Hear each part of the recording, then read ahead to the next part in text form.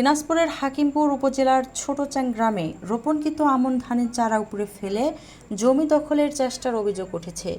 এই ঘটনায় হাকিমপুর থানায় 4 জনের বিরুদ্ধে লিখিত অভিযোগ দায়ের করা হয়েছে।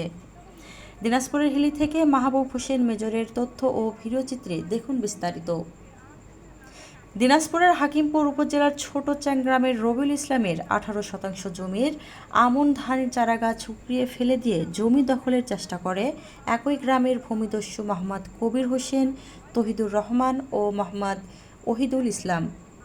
এই বিষয়ে হাকিমপুর থানায় মোসাম্মদ শিরিন আক্তার বাদী হয়ে 4 জনের বিরুদ্ধে একটি লিখিত অভিযোগ দায়ের করেন। মোহাম্মদ কবির হোসেন একজন ভূমিদস্যু, মামলাবাজ ও দাঙ্গাবাজ।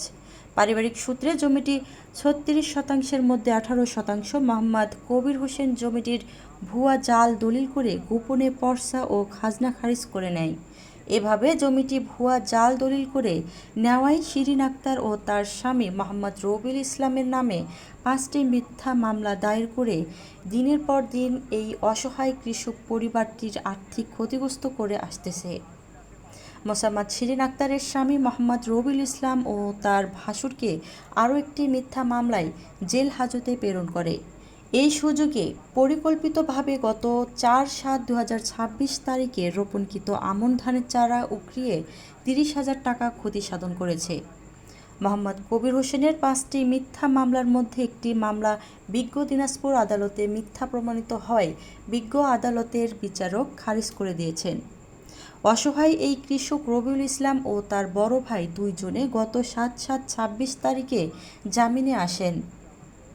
মোহাম্মদ কবির হোসেন একাধিক মিথ্যা মামলা দায়ের করে আর্থিক ক্ষতিগ্রস্ত করেই ক্ষান্ত হয়নি। সে আরও বলে বেড়াচ্ছে আরও তাদের নামে মিথ্যা মামলা দায়ের করে আর্থিক ক্ষতিগ্রস্ত করবে এবং 1 লাখ টাকা খরচ হলেও সন্ত্রাসী দ্বারা রবিউল ইসলাম ও তার পরিবারকে হত্যা করে ভারতে গুম করবে এবং বিভিন্ন ভয়ভীতি ও হুমকি দেন। রোপণকৃত আমন ধানের চারা উকড়িয়ে ফেলে দিয়ে 30,000 টাকা ক্ষতি সাধন করার ন্যায্য ক্ষতিগ্রস্তের টাকা বুঝিয়ে দেওয়া হোক এবং মিথ্যা মামলা করে জেল হাজত খেটে আর্থিক ক্ষতিগ্রস্ত করায় ভূমিদস্যু মোহাম্মদ কবির হোসেন ও তার আরও 2 ভাইকে আইনের আওতায় আনা হোক, এমনটাই আশা করেন মোহাম্মদ রবিউল ইসলাম ও তার স্ত্রী মোসাম্মদ শিরিন আক্তার সহ গ্রামবাসী।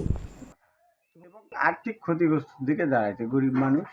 আমরা যতদূর জানি যে জমি প্রাপ্য মালিক ইনারাই জমিটা এরাই আবাদ করে, এরাই গাড়িতে ওরাই ওই ওয়াটা উঠে ফেলে দিচ্ছে। আমরা তো জানি এই জমি এতদিন ধরে এরাই আবাদ করে। জমি কিছুদিন আগে আমার সামনে আমিও ছিলাম, মাঠে ছিলাম, এরা গাড়ে আসলো, যাদের সাথে গন্ডগোল তারা নাকি সব উপরে ফেল দিছে।